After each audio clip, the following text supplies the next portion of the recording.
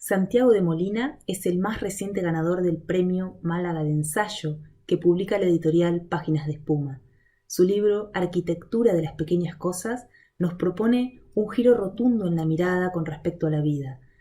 Nos invita a dejar de ansiar lo extraordinario para mirar y abrazar lo cotidiano, lo íntimo. Es un libro verdaderamente maravilloso que pone en el centro nuestra relación con las casas y va avanzando en esa relación a través del arte y la arquitectura. Es un libro en el que mezcla con muchísimo acierto la historia del arte y la historia de la arquitectura. Algo que también hace en su libro Todas las escaleras del mundo, que ha publicado la editorial Asimétricas. En este caso, el enfoque es mucho más lúdico y pintoresco, pero la hondura del texto sigue siendo la misma. En este otro libro, las escaleras ocupan el centro de la escena, invitándonos a pensar en aquellas cosas que a veces no miramos y nos pasan desapercibidas, pero que forman una parte sustancial de nuestras vidas. Hemos tenido la suerte de conversar con Santiago de Molina en Bestia Lectora. Te invitamos a ver la entrevista.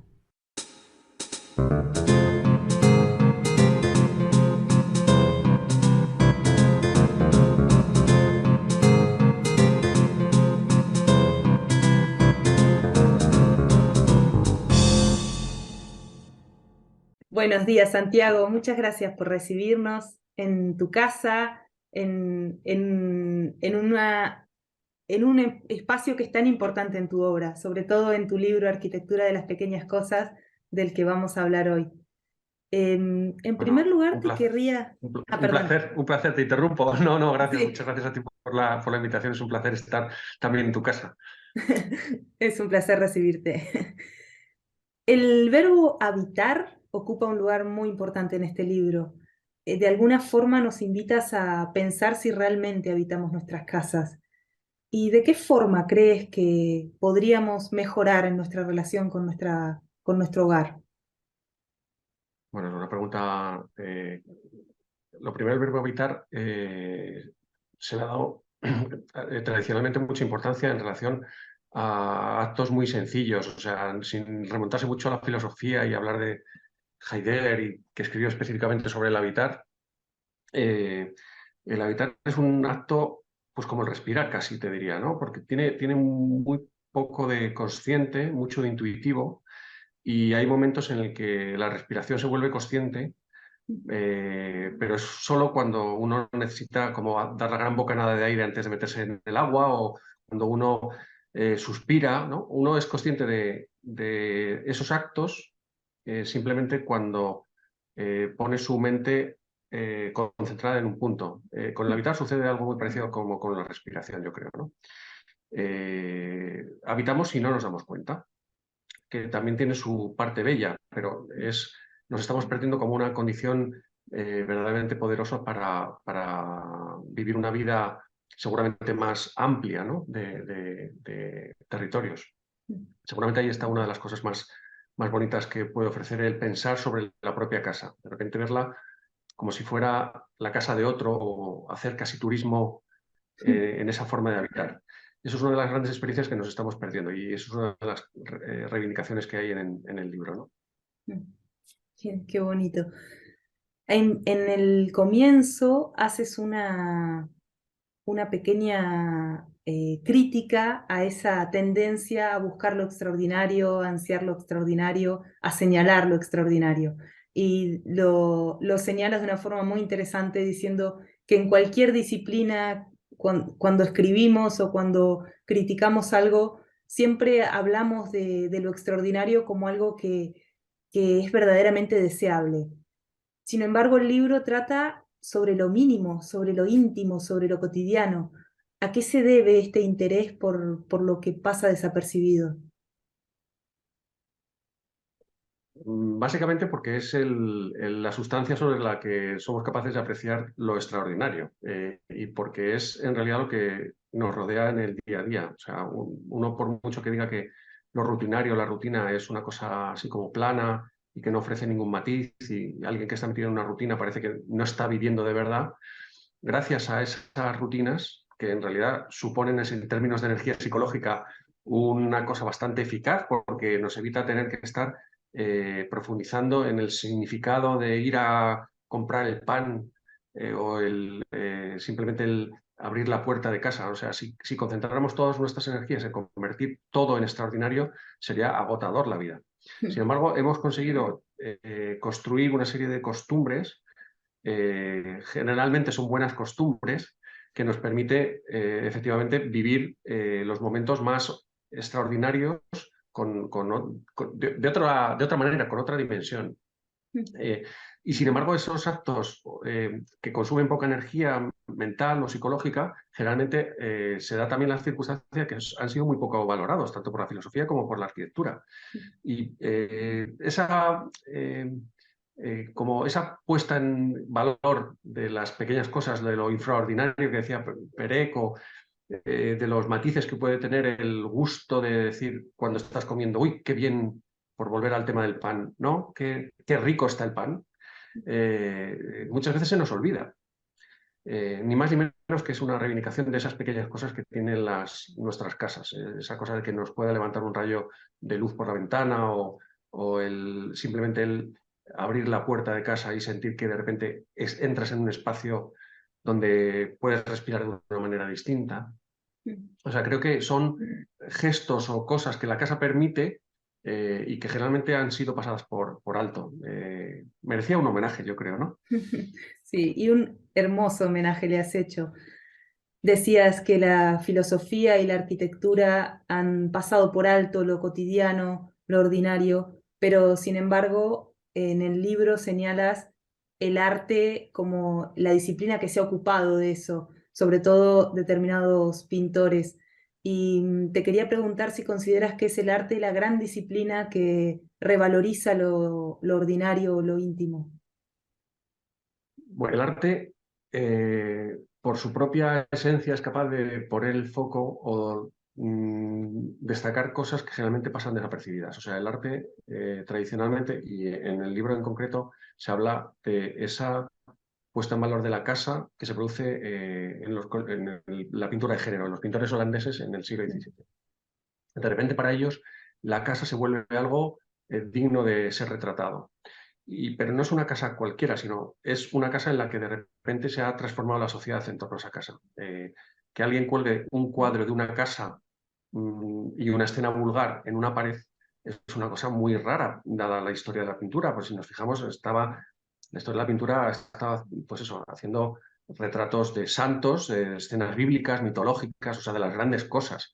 Que es en ese momento concreto en Holanda se produjese este cambio de foco en relación a, sobre todo en relación a estas cosas totalmente desapercibidas, como que una señora esté preparando un puchero o esté quitando los piojos a su hijo o entre alguien en una habitación, de repente significan cosas distintas también para lo que es el habitar. Porque de repente la gente se dio cuenta que habitaba y que habitaba lo doméstico y que lo doméstico merecía ser contado no por lo extraordinario, sino precisamente por esta planicie que significa, ¿no? El arte puede decir mucho, sigue diciendo mucho de lo que es lo cotidiano, aunque muchas manifestaciones artísticas, desde luego, estén muy volcadas en despertarnos, ¿no? O sea, el siglo XX el arte es un arte no tanto si quieres, de descubrir cosas en el día a día, sino de despertar al hombre, ¿no? O sea, el concepto de arte también ha cambiado mucho en el siglo XX y XXI. Claro, qué interesante eso. Y de alguna forma me da la sensación de que te interesa recuperar una visión de la arquitectura más humanista, más holística, con una implicación absoluta en lo social. ¿De qué forma ha ido cambiando la relación de la arquitectura con la sociedad y cómo la ves en el presente? Esto es una pregunta muy complicada porque en realidad es que la arquitectura es un arte social o no es arquitectura. O sea, por mucho que uno, incluso en la más modesta de las casas, eh, crea que está construyendo su refugio de intimidad, esa casa está construyendo ciudad o está construyendo paisaje. O sea que al final uno puede coger un cuadro, una escultura o una manifestación artística y dejarla encerrada en su cuarto o en su estancia y transformar la propia vida. Pero sin embargo la arquitectura es un arte por definición social. porque influye en la vida de los demás. O sea, alguien, por mucho que eso sea la más modesta de la construcción, estás influyendo en las construcciones vecinas o en el paisaje que ven los demás. En ese sentido, no es que sea una reivindicación de la arquitectura humanista o humanística o relacionada o holística la mía, es que la arquitectura es así. O sea, el que haya puesto o que un libro ponga el foco en cosas pequeñas no significa que no entienda que la arquitectura es ambiciosa en el sentido de dar respuesta al escenario donde se desarrolla la vida de los hombres, ¿no? Es que al final termina siendo más ambiciosa por enfocarse en lo íntimo, ¿no? Porque lo íntimo Sí, revela mucho más hondura que lo extraordinario al final, porque nos permite acercarnos. sí. Y que lo extraordinario produce empacho. Eso también, y un empacho sensorial, o sea, uno se vuelve insensible ante tanto acto extraordinario. La arquitectura Claro. durante los últimos 30 años ha estado produciendo cosas desmesuradas de tamaño, simplemente por causar el efecto de la sorpresa, atraer turismo, atraer consumo, poner a la ciudad donde se implantaba esa arquitectura en medio del debate. O sea, generar mucho ruido, también muy ligado a las actuaciones políticas y muy ligado a los desarrollos urbanos. Sin embargo, la vida y ese tipo de arquitectura es capaz de cambiar una ciudad, ¿vale?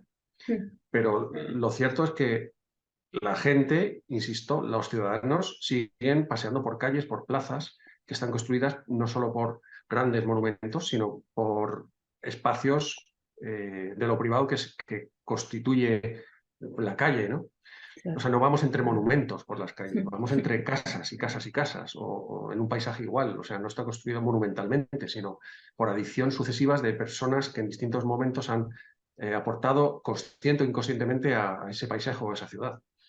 Yo creo que eso, la arquitectura como el valor de continuidad de la arquitectura, de aditivo y si quieres, sumatorio de voluntades y de tiempos, a mí me parece fascinante, porque es lo que en realidad nos permite reconocer la ciudad como tal.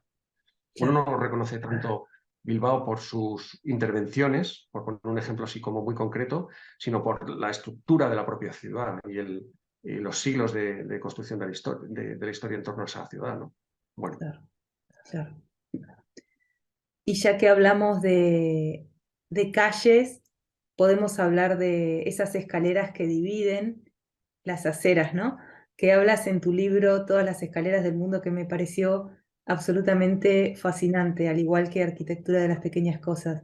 Y me interesa mucho, Santiago, la forma en la que trabajas el discurso, porque en la Arquitectura de las pequeñas cosas, el discurso parece como mucho más filosófico, más pensante. En cambio, en Todas las escaleras hay un juego, hay mucho de... Parece más un libro de paisajismo que de ensayo, porque encima hay imágenes también.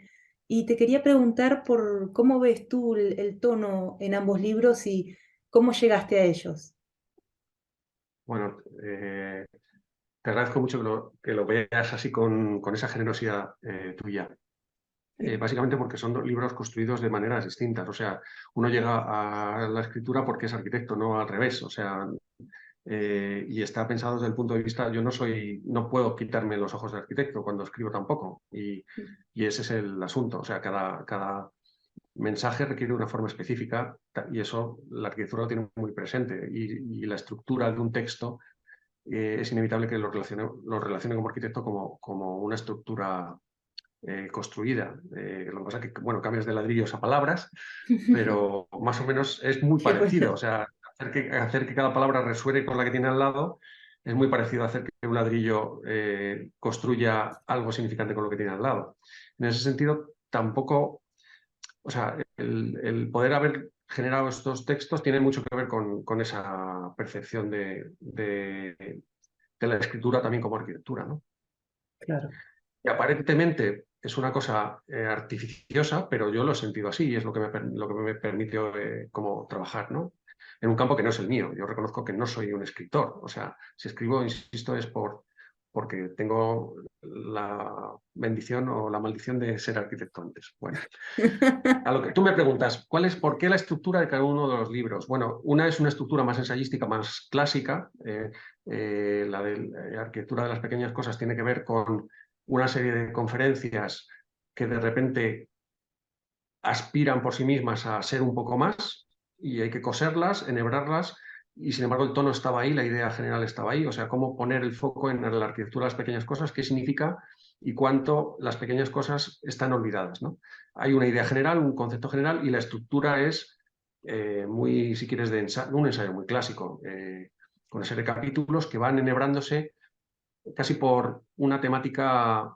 El asunto al final de los ensayos es de costuras y el propio, la propia razón de ser del ensayo es la escritura sustenta de alguna manera el argumentario del ensayo, ¿no? O sea, uno pone que cada frase vaya sustentando la siguiente, de manera que sea, pues eso, un buen muro, ¿no? Entre comillas, un Sí. buen. Sin embargo, el libro de todas las escaleras del mundo es más juguetón. Sí que me alegro que hayas visto tiene más, el humor es mucho más palpable, o sea, en la arquitectura de las pequeñas cosas está más disimulado, hay ironía, pero no es, o sea, se puede leer de más, si quieres, eh, con las aspiraciones de alguien que lee un ensayo, ¿vale? Pero todas las escaleras del mundo es de otra rama de cosas, es más fragmentario, vas pegando más saltos, es más juguetón en el sentido de los temas no están tan enhebrados, o sea, aunque hay un hilo conductor como de un collar con su hilo que va cosiendo las cuentas, aparecen las imágenes que van añadiendo un sobrediscurso también a lo que se trata, va pegando saltos, hay pura ironía. El lenguaje muchas veces juega también con el significado de algunas palabras. De repente las escaleras no son los protagonistas, sino que lo que se convierte en protagonista es lo que pasa en las escaleras, que todos hemos vivido, y no se apela directamente a la arquitectura, sino un poco a la psicología de cada uno. Es más, si quieres, pues eso, fragmentario, juguetón, y seguramente más fácil de leer, aunque, bueno, seguramente habrá quien encuentre complejidad, ¿no? Sí, sí, ciertamente. Señalas el tema de la ironía que a mí me pareció mucho más patente, como dices, en el de las escaleras, en frases como en Francia, país de la guillotina y de la enciclopedia. Cosas así, esos contrastes, imágenes con muchos contrastes humorísticos que por un lado el humor se desprecia mucho, pero es lo que más nos hace pensar, ¿no? Es quizás uno de los mecanismos del pensamiento más fascinantes que existen. Entonces, para la gente que esté mirando esta entrevista, Lejos, todas las escaleras del mundo es un libro liviano, porque además trabajas con la relación, como dices, de las escaleras y también con las escaleras como cajas, como es que dice cajas de caudales de la memoria. Eso es fascinante, porque al igual que las casas, las escaleras han pasado desapercibidas.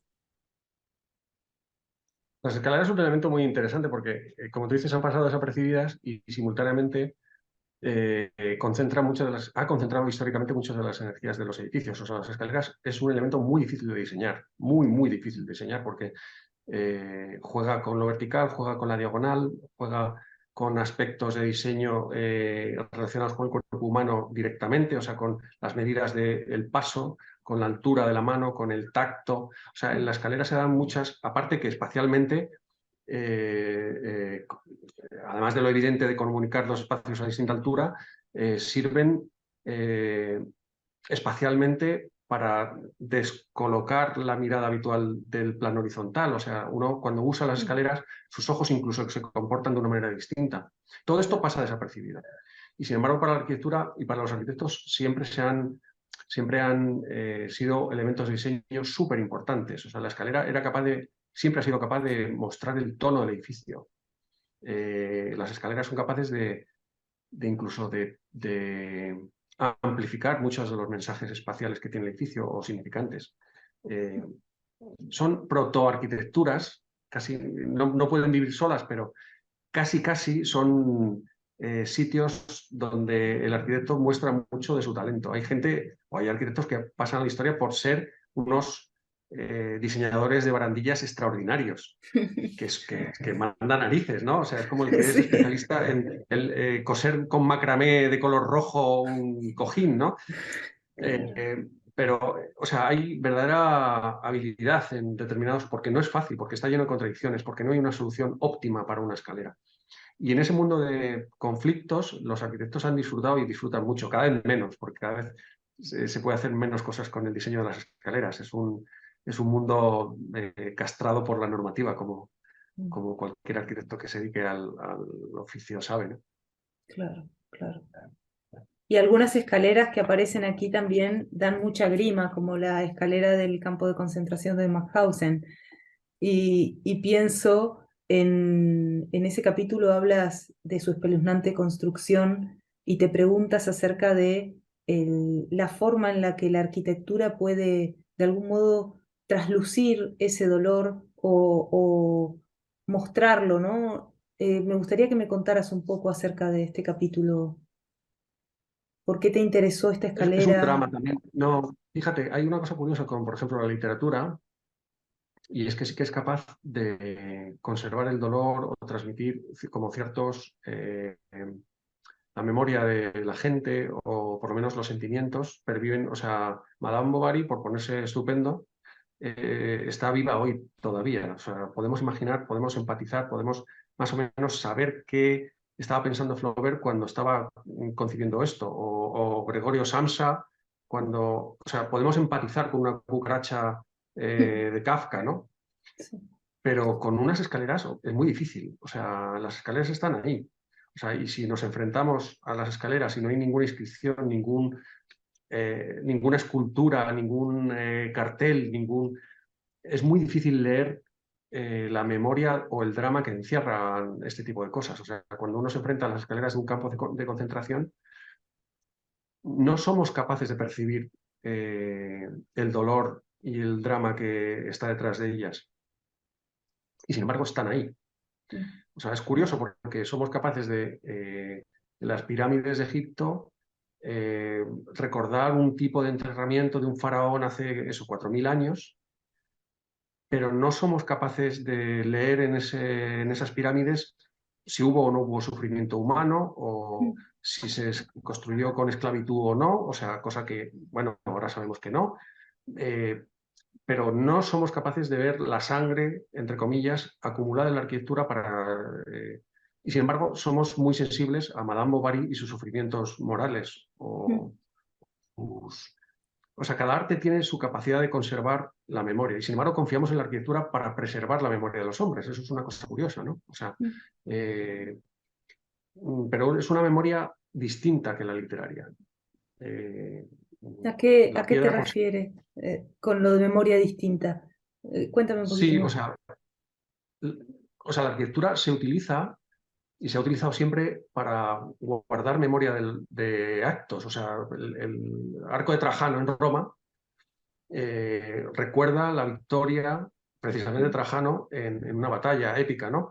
Y los grupos escultóricos te cuentan un poco la batalla no, pero es limitado, es un acto arquitectónico que recuerda un hecho o un personaje o a quienes lo dirigieron, ¿no?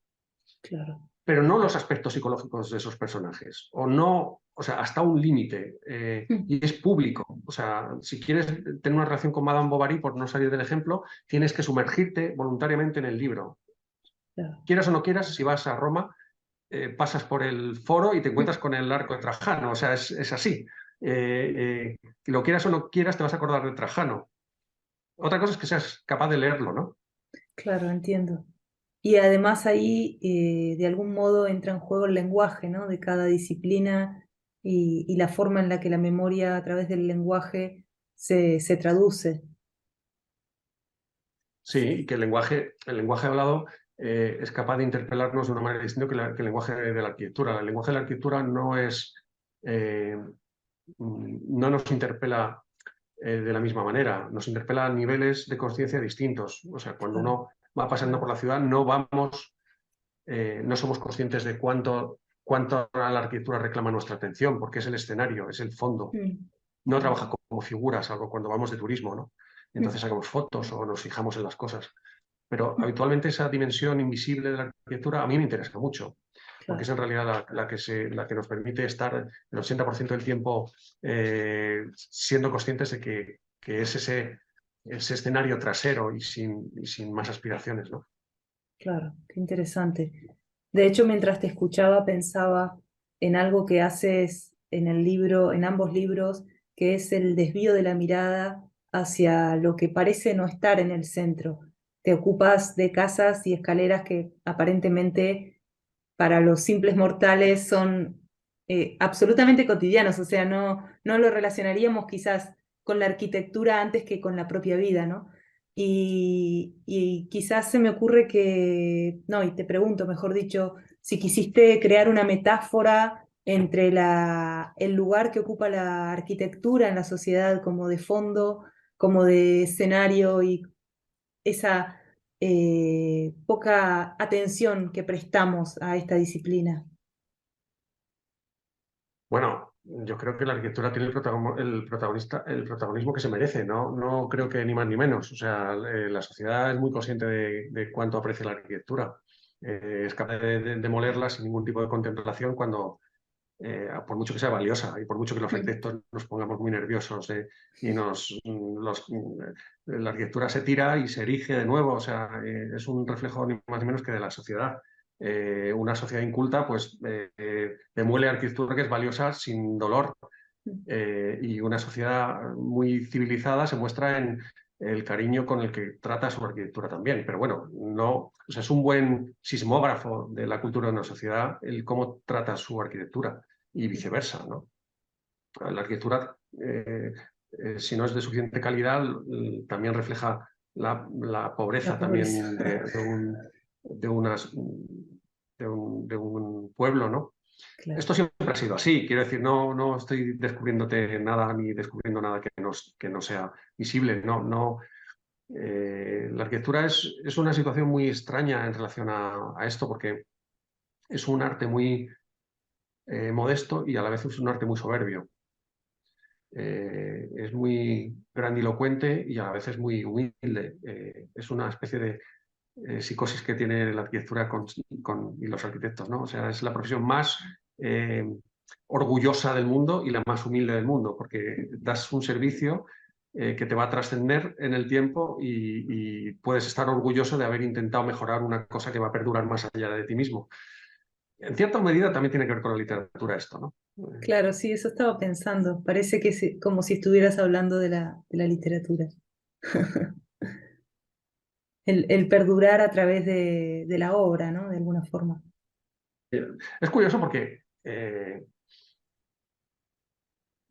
cuánto el papel perdura más que la arquitectura también. O sea, que es contrario a es una cosa contraintuitiva, pero, o sea, que es curioso que Homero dure más que las termas de Caracalla. Estoy poniendo ejemplos muy antiguos, pero ¿cómo es posible esto, no? O sea, ¿cómo es posible que lo escrito en papel En papel, tenga que capacidad de vivir mucho más tiempo? Aparentemente una cosa tan efímera sea capaz de perdurar casi con cosas como una cosa resonante, más allá de lo que pueda durar un ladrillo o una piedra, que parece lo más sólido, ¿no? Eso claro, también se da. claro. Se da. Qué interesante eso, sí, no lo había pensado. Y cuando me refería a esta forma de mirar en lo que parece no estar en el centro, estaba pensando en un capítulo de Todas las escaleras del mundo en el que hablas del vacío de Scarpa y dices, la escalera es un objeto y su vacío simultáneamente. Esta capacidad de contener lo que existe y lo que no a través de los objetos es algo que a mí me interesa muchísimo. Y te quería preguntar también por esta obsesión tuya de observar lo que parece que nos pasa desapercibido. ¿De dónde viene? Creo que tiene que ver con el ser arquitecto. O sea, igual que a cualquier escritor, está a la caza de esas cosas, ¿no? sobre las cuales poder construir el relato, o el verso, o el asunto. Uno está como mirando el mundo de una manera específica, ¿no? Pues la arquitectura, los arquitectos no hacen otra cosa que los escritores. O sea, el escritor va con la libreta de apuntes, a la caza de experiencias, de noticias, ¿no? Va con esa mirada avariciosa. Yo creo que es compartida, aunque sea de formas distintas, ¿no? Cuando Claro. tú dices que las escaleras tienen, digo, no, me interesa esta cosa de que una escalera no solo la escalera, sino el contramolde que supone, eh,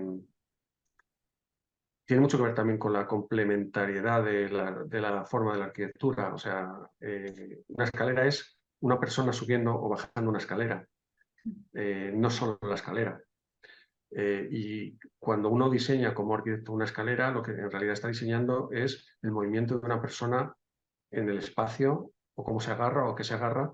Y además no es una persona, sino varias personas. El niño, el anciano, el señor que va alegre, el joven que sube con la compra.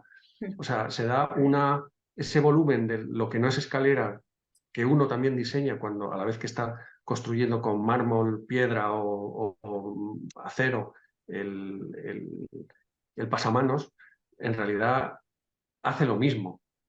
Claro. O sea, cuando uno está diseñando un pasamanos, está diseñando un anciano que sube con su hijo o con su familia por esa escalera. O sea, se construye con personas, al final, por mucho que tendamos a pensar que el arquitecto construye con piedra, madera o vidrio, ¿no?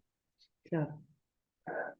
Bueno, y la última pregunta tiene que ver con la primera y con este verbo habitar.